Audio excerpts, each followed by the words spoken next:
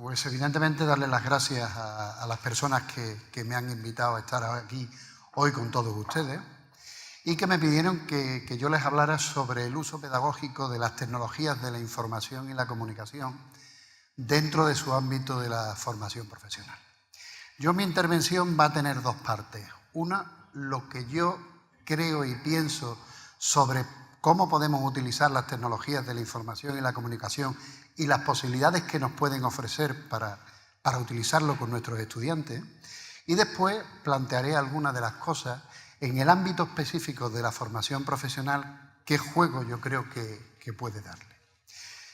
Y me parece que un punto de referencia importante es que nos guste o no nos guste, la sociedad ha pasado por diferentes estadios.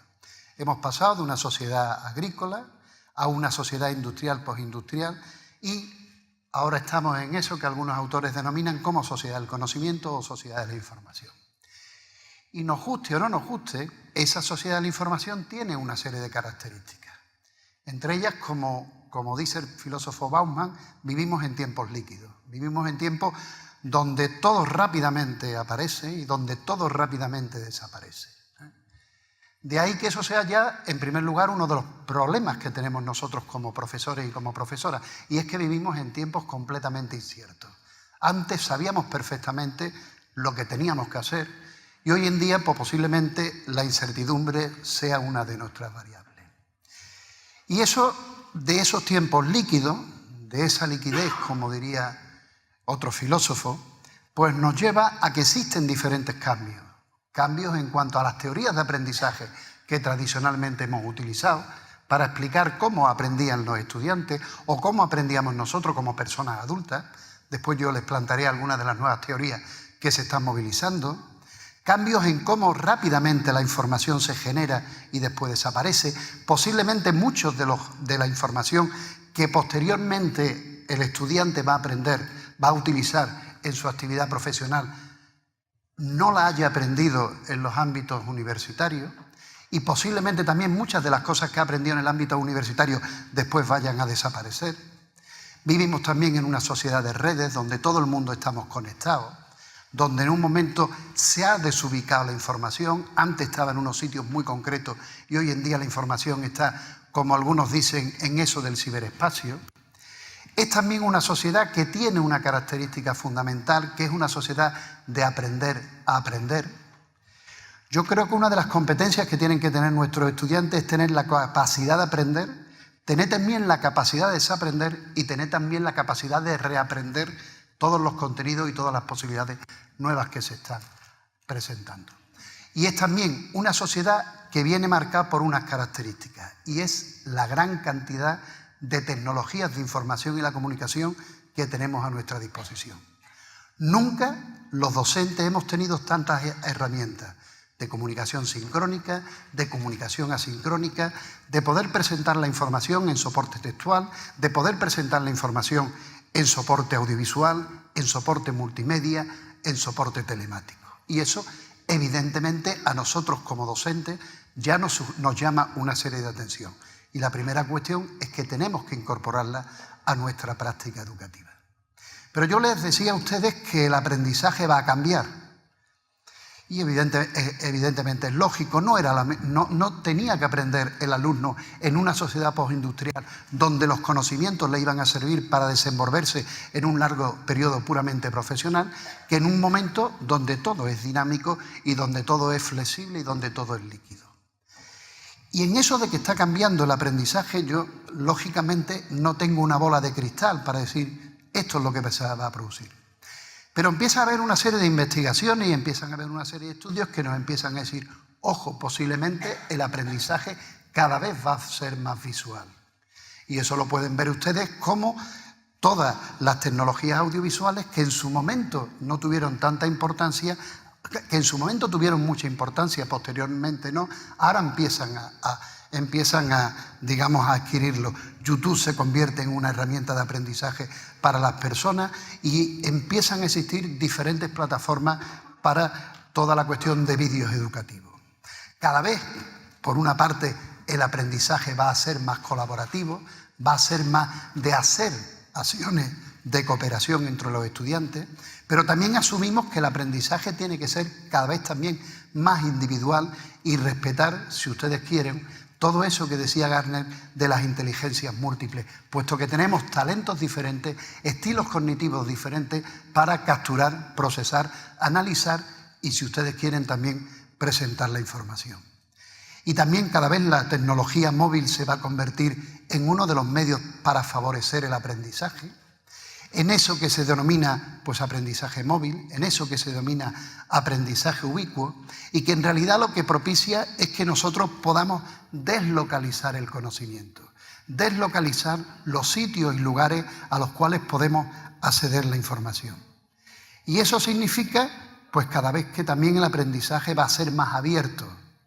Cada vez no hay un sitio específico donde podamos adquirir la información, sino que ésta se distribuye de diferentes formas y nos permite accederlo de maneras diferentes.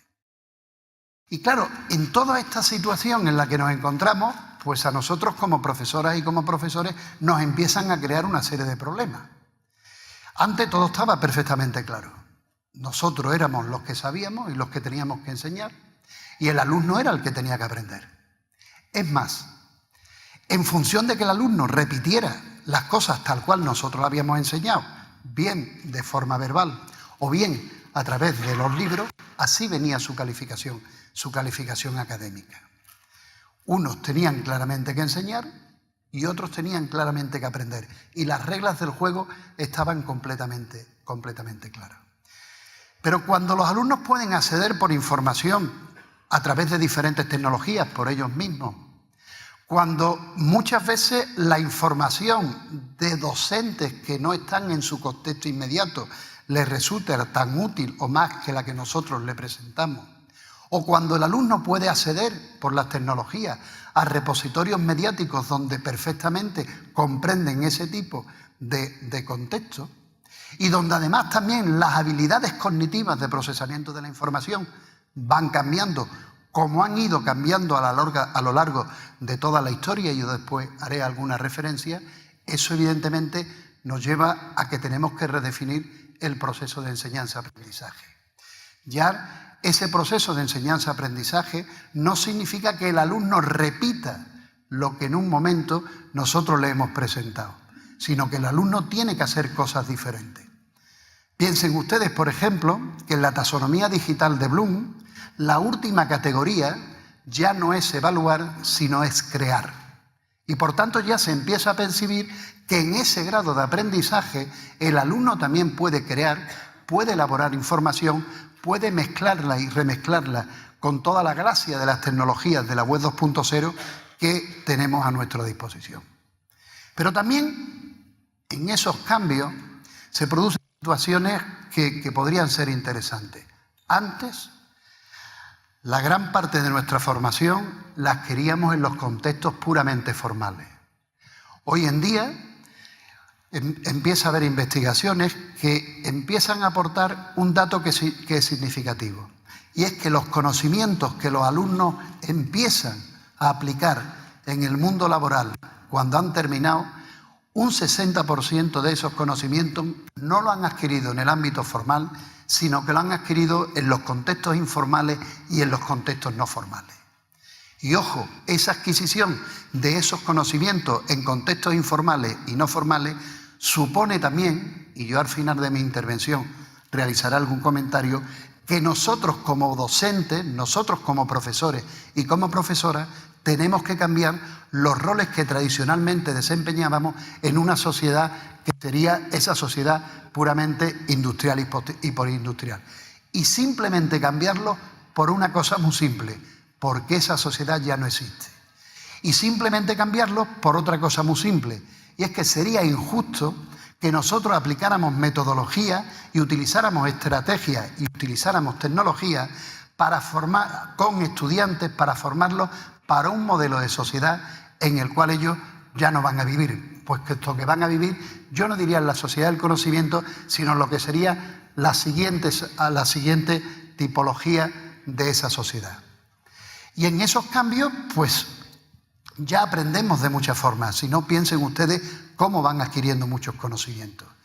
Ya no solamente uno aprende en lo formal y en lo totalmente planificado o intencional, sino que uno también aprende en contextos completamente inesperados y con tecnologías pues totalmente abiertas. Por ejemplo, la gran utilización que se hace de las redes sociales, que algunas son lúdicas, pero que también esas redes sociales nos permiten ir creando comunidades de práctica, comunidades virtuales o comunidades puramente de aprendizaje. Y yo les comentaba que dentro de todos esos cambios, pues uno de los cambios que se va a producir son en las teorías de aprendizaje. Yo coincido perfectamente con lo que ha dicho el señor rector. Yo creo que hemos sido demasiado encasillados. Antes todo el mundo era psicoanalista, después todo el mundo quiso ser conductista, después todo el mundo decía que era cognitivista, después constructivista y ahora toda la perspectiva puramente conectivista. Yo creo que hay que ser un poco más ecléctico porque en función de muchos problemas de comunicación que podemos tener, en función de muchos problemas educativos que podemos plantear, a lo mejor una teoría nos puede servir y dar pistas para una cosa y otra dar pistas y sugerencias para otra. Pero lo que sí es cierto es que las teorías en las que nosotros nos apoyábamos pues son válidas, pero todo el entramado de ese aprendizaje en red, todo ese entramado de las comunidades virtuales nos llevan a que aparezcan nuevas teorías de aprendizaje. Teorías como la conectivista, teorías como el aprendizaje autónomo, teorías como el aprendizaje invisible, teorías como el aprendizaje rizomático, el aprendizaje basado en tareas, etcétera, etcétera, etcétera. O dicho de otra forma, en el nuevo entramado docente de enseñanza y de aprendizaje en el que nos encontramos, posiblemente tengamos que apoyarnos en más principios educativos que los que tradicionalmente hemos manejado. A mí, lógicamente, no me han traído para que yo les hable a ustedes de esas teorías del aprendizaje, pero sí creo que hay 4 principios que sería importante no perderlos de vista de cara a la formación de esos estudiantes en la sociedad del conocimiento. Una, que el aprendizaje es activo, no nunca un proceso pasivo. 2, que los alumnos son procesadores conscientes y activos de información. Y por tanto, los alumnos pueden crear y pueden intervenir y pueden también elaborar conocimiento. Conocimiento a su nivel. Pero no solamente son sujetos cuya única función en el proceso de enseñanza-aprendizaje sea la de reproducir lo que en un momento determinado les planteaba el docente. Pero eso además no tendría tanto sentido que en una sociedad cambiante lo único que haríamos sería darle información y que la reproduzcan. En una escuela de la sociedad postindustrial eso podría tener sentido. ¿Por qué? Porque la información duraba durante bastante tiempo. En una sociedad donde la información es dinámica, posiblemente sea más interesante, y de ahí todas las transformaciones educativas que se están haciendo, es formar a los estudiantes más que en contenido, en lo que sería la adquisición y puesta en acción de competencias. Por otra parte, el aprendizaje ya no se produce de forma aislada, sino el aprendizaje se produce de forma colaborativa y de forma en acción. Ustedes, por el ámbito en el cual trabajan, saben perfectamente que una de las competencias que las empresas reconocen positivamente en las personas que van a trabajar es que tengan la capacidad de asociarse, de interaccionar y que sean desde un punto de vista, utilizando otra terminología, que tengan una inteligencia emocional altamente positiva y altamente significativa. Y por otra parte, empezamos a entender que el aprendizaje no es solamente adquirir y reproducir información, sino que el aprendizaje está mediatizado, está influido por diferentes tipos de variables.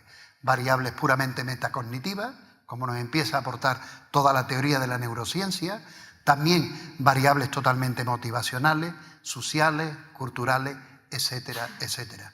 O dicho de otra forma, nunca el aprendizaje es un proceso aislado, sino que es un proceso social y contextual donde se ubican las personas. Y ahora nos encontramos con otra de las cosas que yo les decía, y es toda esa significación que tienen las tecnologías. Yo comentaba el otro día con un grupo de estudiantes de aquí que hay un dicho que se ha utilizado mucho en los cursos de formación, ¿no? Y es que si un cirujano del siglo XIX o siglo XX entrara en un quirófano del siglo XXI, posiblemente no sabría qué hacer, porque diría, todo está tecnificado.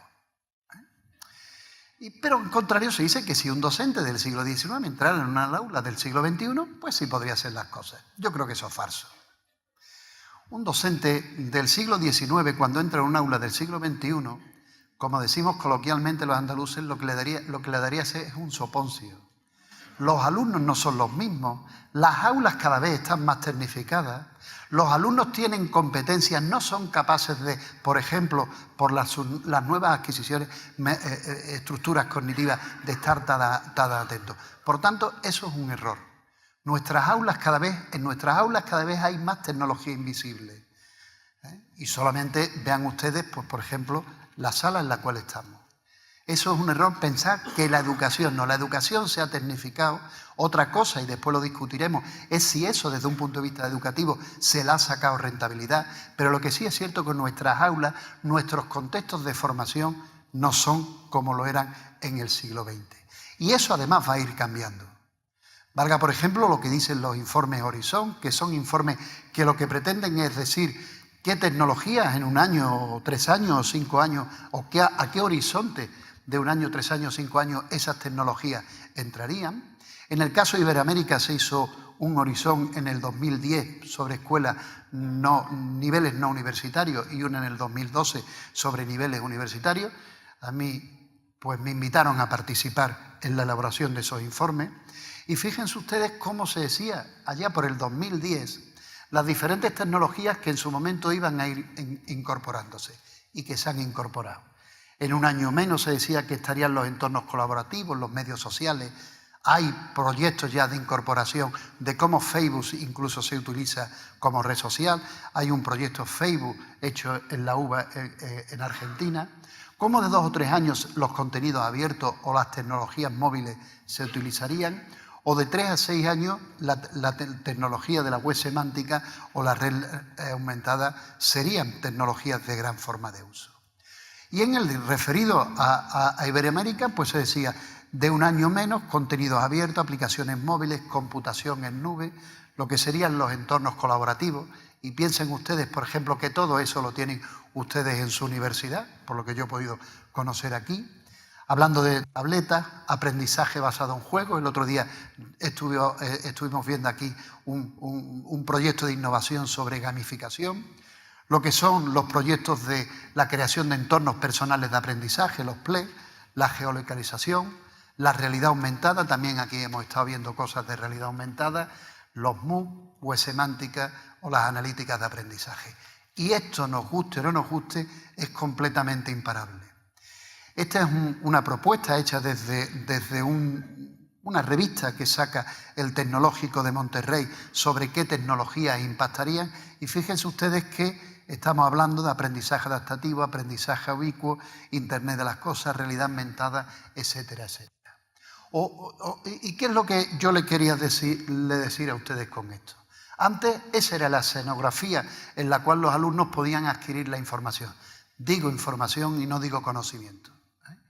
Hoy en día las escenografías donde los estudiantes pueden adquirir la información es completamente diferente. Los libros siguen siendo unos documentos importantes para adquisición de información, pero tenemos otro tipo de tecnologías.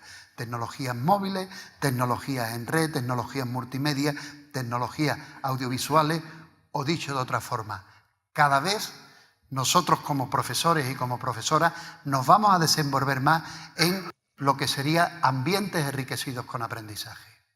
Y digo cada vez nos vamos a desenvolver más, y digo también nos guste o no nos guste, estemos a favor o no estemos a favor. Las tecnologías son una de las, digamos, de las variables críticas de esa sociedad del conocimiento. No sería entendida la sociedad del conocimiento sin la penetración de esas tecnologías de la información a la comunicación en diferentes sectores, culturales, empresariales, laborales y, por supuesto, también a niveles educativos. Pero antes de seguir avanzando, yo sí quiero mostrarle, o por lo menos indicarle lo que yo pienso sobre las tecnologías. Porque cuando hablamos de tecnología, todos percibimos que tienen muchas ventajas, muchas posibilidades, ¿no? Permiten romper la barrera de espacio y tiempo de interacción entre docentes, permite que se conecten los estudiantes, permiten llevar realidades que no están presentes, llevarlas a un aula, como nos permitiría la realidad aumentada, permite analizar lo que ha hecho el estudiante en una red y establecer flujos de información más personalizados, las analíticas de aprendizaje, etcétera, etcétera, etcétera. Pero también hay una serie de realidades y que no debemos olvidarlas y que debemos aprender si no queremos seguir haciendo lo mismo. Y es que muchas veces las tecnologías lo único que han servido es simple y llanamente para el político de turno, y no hablo de su país, se haga una foto dando computadoras o dando equipos de vídeo. Y a partir de ahí han entrado en la escuela, pero la escuela no se ha visto cambiar y no se ha visto transformar. Y lo único que ha servido es, muchas veces, para crearle problemas adicionales al profesor, que no los tenía sin las tecnologías, o simplemente para realizar inversiones económicas que, teniendo en cuenta el acortamiento de la vida de las tecnologías en la sociedad del conocimiento, rápidamente han quedado obsoletas. Y claro, ante eso podíamos preguntarnos, ¿y por qué eso? ¿Y qué es lo que pasa? Yo creo que una de las cosas es que nos hemos olvidado de las verdaderas variables críticas cuando nosotros incorporamos las tecnologías. Y lo dejo aquí porque después me voy a referir a ellas. Yo creo que nos hemos centrado demasiado en la tecnología. Y la tecnología son instrumentos necesarios, pero son solamente instrumentos. Una enseñanza de calidad, desde mi punto de vista, no se consigue exclusivamente incorporando tecnología. Las tecnologías no son la panacea que van a resolver los problemas educativos. Las tecnologías son muy buenos instrumentos que, si nosotros aplicamos muy buenas estrategias y muy buenas metodologías, podemos conseguir resultados altamente significativos. Otro error es que hemos hecho lo mismo con las tecnologías que veníamos haciendo sin ellas. Por ejemplo, todo el que uno agarra un libro, lo pasa a PDF, lo sube a la red, el alumno se lo descarga y ya decimos que estamos haciendo e-learning. Y lo único que hemos hecho es pasar de una universidad de la fotocopiadora a una universidad de la impresora. Porque lo verdaderamente interesante no ha ido cambiando. Y lo único que hemos incorporado es utilizar un mecanismo diferente de presentación de las tecnologías. Faltan buenos materiales. Una transferencia directa de información a un libro de texto a contextos digitales no es suficiente. Y yo creo que nos hemos centrado demasiado en la coreografía externa y nos hemos olvidado bastante de la coreografía interna del proceso formativo, que es lo útil. Por tanto, mi idea es que las tecnologías por sí mismas no son motores de cambio e innovación educativa. Son solamente medios y recursos, y eso es verdaderamente interesante, pero solamente lo son ellos. Si queremos cambiar la escuela, tenemos que verla desde una perspectiva más sistémica, plantearnos problemas de formación del profesorado, plantearnos problemas organizativos, etcétera, etcétera. Muchas veces hemos utilizado las tecnologías por esnovismo, no por darnos cuenta que nos permiten nuevas formas de interaccionar con nuestros estudiantes, y pensábamos que si un profesor o una profesora no tenía un blog, no era una profesora innovadora. O no estaba al último uso y no era una profesora o profesor de la sociedad del conocimiento. Y por otra parte, desde mi punto de vista, no existe la supertecnología. No hay tecnologías mejores que otras. La mejor tecnología es la que a mí me resuelve un problema de comunicación con mis estudiantes en un momento concreto. Y yo les hablaba de las variables críticas hace ya mucho tiempo, lo cual también es peligroso. A mí me pidieron que yo diera una conferencia en Guadalajara, en la Universidad de Guadalajara, en México, sobre qué tipo podían ser las variables críticas. Y yo ahí apunté ese esquema, variables críticas en los escenarios de formación virtual. Yo creo que nos hemos centrado mucho en esto, en el entorno tecnológico.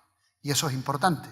Y hemos hecho discursos, por ejemplo, en el caso de e-learning, si la plataforma debía ser de software libre, software privativa, el ancho de banda, etcétera. Muchas cosas que son importantes. Si no hay tecnología no las podemos hacer.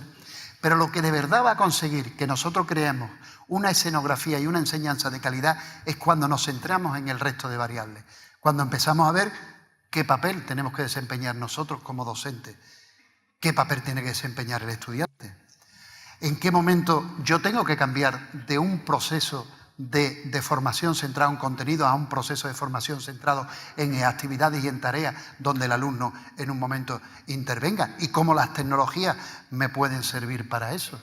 O tengo que también ver cómo yo tengo que cambiar el modelo de evaluación.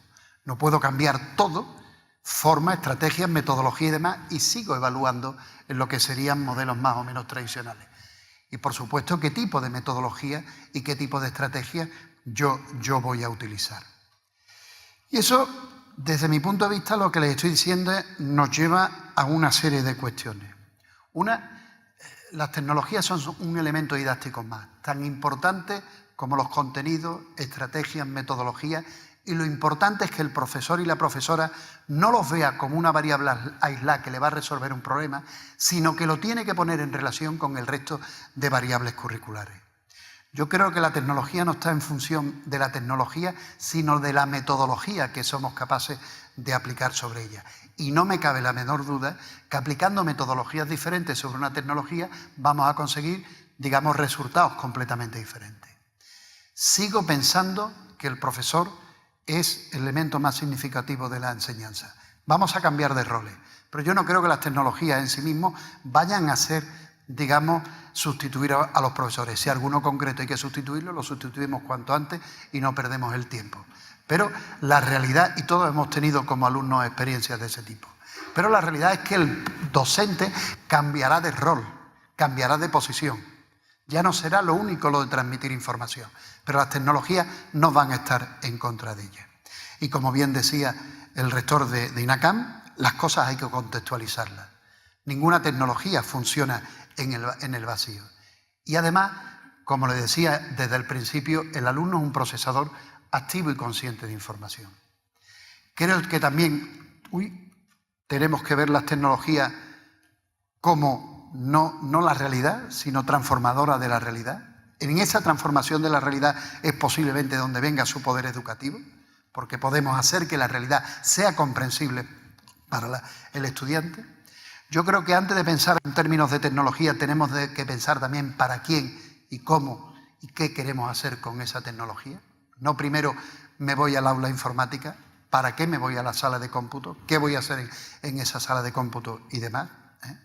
Y también pensar que las tecnologías tienen repercusiones cognitivas sobre los estudiantes. Nosotros, la gran mayoría, venimos de la galaxia Gutenberg, donde trabajábamos con una tecnología que era lineal. Los alumnos de hoy en día vienen con una tecnología más hipertextual, más multimedia, y eso ha desarrollado determinadas habilidades cognitivas en los estudiantes.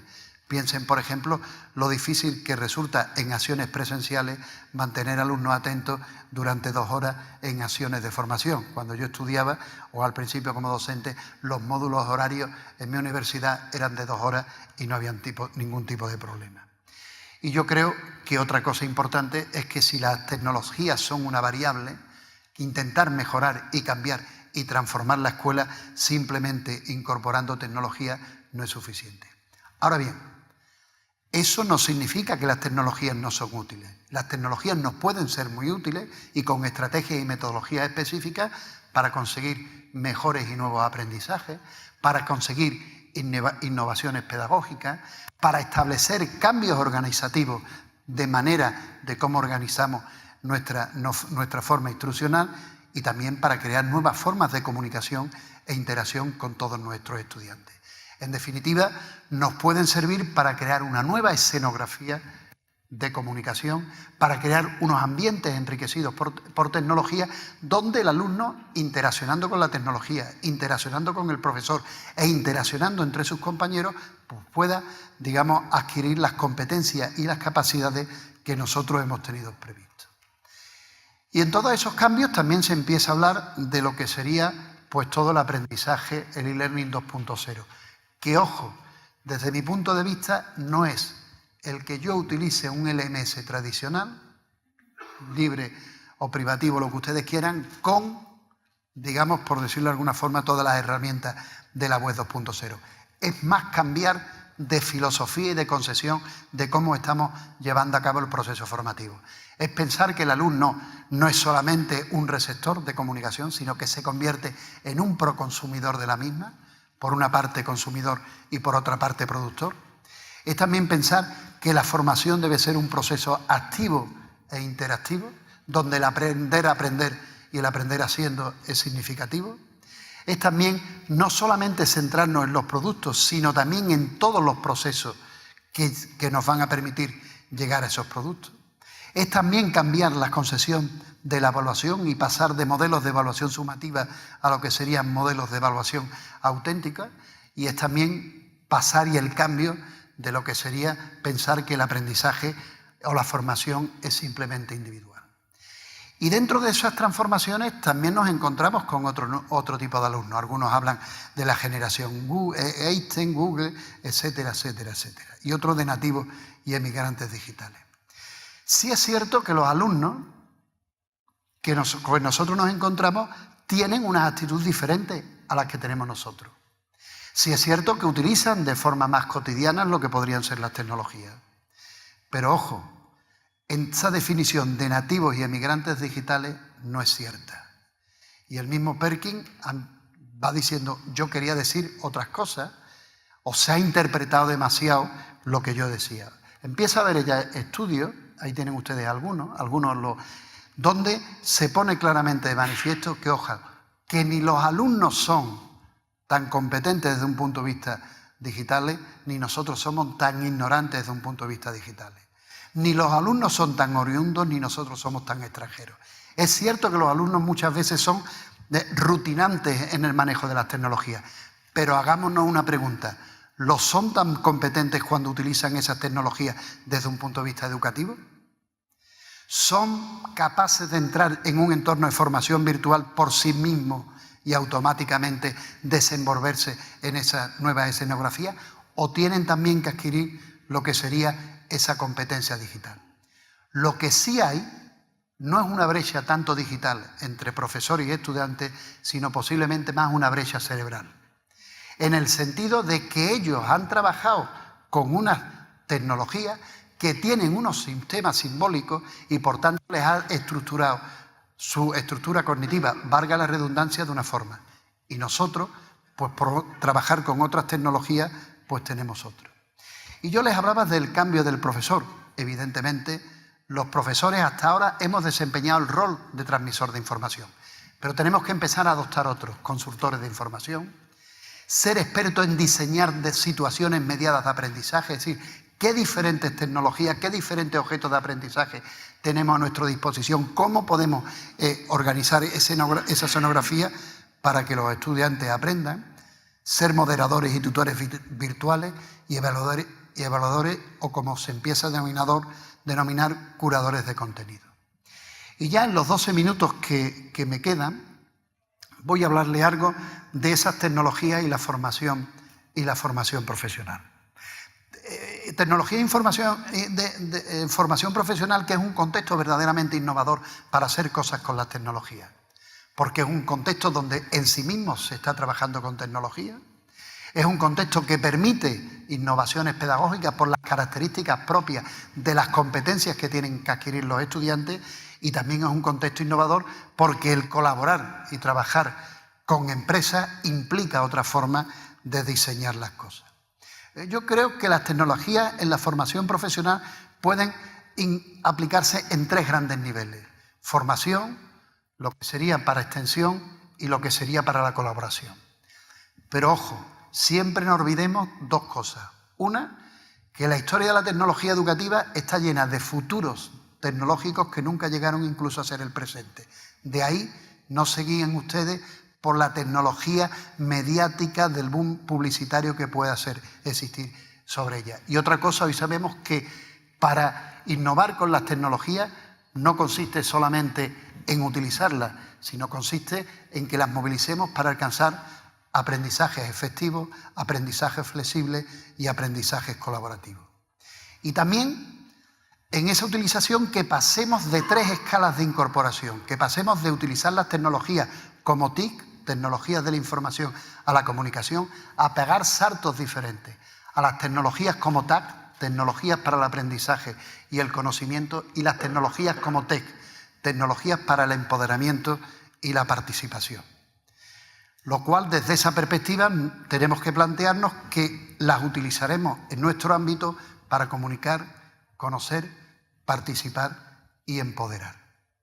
Y también utilizarlas para pasar de, como tradicionalmente, de una distribución puramente lineal de la información, donde el alumno tenía que tener un papel pasivo, a las tecnologías más para la colaboración, para la interacción, las tecnologías donde los alumnos puedan construir con ellos sus mensajes y, evidentemente, movernos en un entorno totalmente multidireccional. Y en ese aspecto ya empieza a haber bastantes trabajos. Yo les he puesto aquí algunos sitios verdaderamente significativos de la incorporación de las tecnologías en el ámbito de la formación profesional, desde el ámbito europeo, desde el ámbito latinoamericano, como puede ser el SENA, o, por ejemplo, desde el ámbito español, en un trabajo reciente que nosotros hemos hecho sobre la utilización del e-learning en la formación profesional en España. Pero la incorporación, en lo que no hay que caer, desde mi punto de vista, en el error es de utilizarlas para reproducir el modelo de lo que anteriormente estábamos haciendo. Tenemos que buscar cosas nuevas. Tenemos que buscar que en la formación profesional la podemos utilizar bastante para todo lo que puede ser la simulación de fenómenos, bien de forma directa o bien, digamos, de cara a lo que podría ser la aplicación de realidad aumentada. O también de cómo podríamos utilizarla con nuestros estudiantes para que los estudiantes vayan elaborando un portafolio de todas las actividades que van haciendo a lo largo de su formación, que les puede servir para la evaluación que estamos haciendo, les puede servir también para el registro de lo que ellos en un momento hacen, pero también les puede servir como evidencia futura para cuando lleguen a desenvolverse en ámbitos muchas veces laborales. Yo he hecho esto, he aprendido esto y estos son los productos que en un momento determinado llevaré a cabo. Yo creo que serían utilizarlas en el ámbito de la formación profesional en 3 grandes aspectos. Uno, para potenciar todo el hecho del aprendizaje colaborativo, y les decía que una de las competencias que desde las empresas reclaman sería que haya una actitud, una inteligencia social, un saber trabajar en equipo, crear con esas tecnologías comunidades de práctica para que se puedan tratar determinadas problemáticas y, por supuesto, utilizarlas bajo lo que yo creo que sería la metodología del aprendizaje basado en problemas. Y ahí ya empieza a haber también diferentes sitios en los cuales se puede acceder a información, a objetos de aprendizaje producidos específicamente para el terreno de la formación profesional, como tienen ustedes uno de una fundación tripartita estatal en España, o como tienen ustedes ahí lo que sería dentro de la comunidad andaluza a la que yo pertenezco, la red andaluza de formación profesional, en las cuales tanto hay materiales para alumnos como también materiales para el desarrollo profesional de los estudiantes. Y creo que también sería bueno empezarla a utilizar en ese ámbito de la formación profesional para que los alumnos vayan creando lo que serían los entornos personales de aprendizaje. Y cómo cuando los alumnos salgan del bagaje puramente formativo que tengan una serie de tecnologías, tengan una serie de herramientas con las que ellos trabajan para buscar, seleccionar, filtrar, reproducir y trasladar información que posteriormente les sirva en su desarrollo de la vida profesional. Y cada vez, posiblemente de los escenarios donde se empiezan a incorporar más nuevas tecnologías, sea bastante el ámbito de la formación profesional. Por ejemplo, todo lo referido a la realidad aumentada, por ejemplo, todo lo referido a los juegos serios o a la gamificación. O dicho de otra forma, la formación profesional, desde mi punto de vista, es una buena escenografía para poner y utilizar tecnologías mucho más diversas. pero creo que también se pueden utilizar como extensión. Es decir, como aquel estudiante que en su momento finaliza su periodo puramente académico y puede ir recibiendo información dentro de eso que yo les estaba hablando de la sociedad Aprender a Aprender a través de MOOC, o cómo en España hay diferentes experiencias de cómo los propios centros de formación profesional han creado blogs para los alumnos que ya han salido puedan estar actualizados en información, en, digamos, actualización de los contenidos. Y también creo que puede ser útil utilizarlos para la colaboración. Cada vez hay más comunidades virtuales de aprendizaje, por lo menos en mi país, donde se establecen a través de redes sociales espacios de colaboración, espacios de interacción para los docentes que trabajan específicamente en la formación profesional o para establecer relaciones entre el profesorado de la formación profesional y lo que sería el mundo empresarial. Y ya para ir terminando y que no me pongan la tarjeta roja en el monitor de ahí abajo, quiero finalizar con una serie de reflexiones. Primero, vamos a tener un gran peligro y tenemos un gran problema y tenemos que intentar resolverlo. Y es que vivimos en un mundo donde los cambios tecnológicos son muy rápidos, pero los cambios educativos son lentos, tranquilos, pausados y demás. Y entonces ahí vamos a tener que saber convivir. ¿Cómo? No lo sé. Pero lo que sí es cierto es que debemos ser conscientes que los cambios tecnológicos en los que vivimos son automáticamente rápidos y muy fluibles, o líquidos, como diría Bauman, y los otros son cambios más pausados, más tranquilos, que cuesta más tiempo llegar. Yo les hablaba el otro día a un grupo de profesores o con los directores, ya no sé, que ojo, que la innovación con tecnología no se consigue no se consigue con un curso, que es un proceso de cambio lento y que dura una serie de años, que pasa por un proceso simplemente de adopción y hasta llegar al proceso de innovación, hacer cosas nuevas con las tecnologías es complicado. Otra, tenemos que desarrollar la competencia digital. Aprender a incorporar las tecnologías desde un punto de vista educativo no es saber hacer un PowerPoint. Es algo mucho más complicado y que requiere un trabajo conceptual, un trabajo práctico y también un trabajo técnico. Y posiblemente el modelo del TPACK o el TPACK puede ser uno de los modelos interesantes. Capacitar a los docentes en conocimiento tecnológico, en conocimiento pedagógico y también en conocimiento puramente de contenido o pedagógico. Yo he dicho aquí algunas veces que, cuidado, los profesores del siglo... vivimos en una fuerte paranoia. Nuestros alumnos son del siglo XXI, nosotros somos del siglo XX y las universidades muchas veces son del siglo XIX. Cambiar las universidades no es solamente cambiar incorporando tecnología, los cambios deben ser sistémicos. Y otra cuestión, cuidado que la innovación tecnológica no implica innovación pedagógica y didáctica. La implicación pedagógica y didáctica es otra cosa.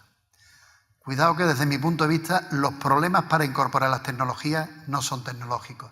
Las tecnologías son cada vez más fáciles de utilizar y además cada vez disponemos de tecnologías más amigables que nos permiten hacer cosas verdaderamente increíbles y verdaderamente, digamos, fáciles. Yo creo que los problemas son de otro tipo. Los problemas es de reflexionar qué queremos nosotros hacer, cómo en un momento determinado vamos a hacerlo, cuáles son nuestros destinatarios de esas tecnologías y también reflexionar desde un punto de vista conceptual qué mejora en el proceso de enseñanza-aprendizaje el que nosotros incorporemos las tecnologías.